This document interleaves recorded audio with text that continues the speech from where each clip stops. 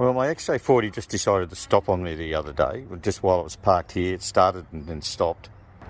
So I did all my tests. I checked I had spark. I threw Go Juice in it, and it started with Go Juice. I thought, okay, I mustn't get a big pulse to the injectors. So I checked my crank ankle sensor, and I swapped it with a new one that I had, and it still didn't work. So then I thought, okay, do I have pulse to the injectors? So I got my Noid tester, and I checked that, and I had pulse to the injectors. I had a third of a tank of fuel, so I knew I wasn't out of fuel. So I've got fuel, spark, and injectors of pulse. What could go wrong? Why isn't it starting?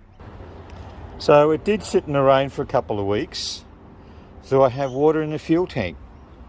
So I took off this connection on the fuel rail here. So did the tank fill up full of water while I was sitting there for a few weeks?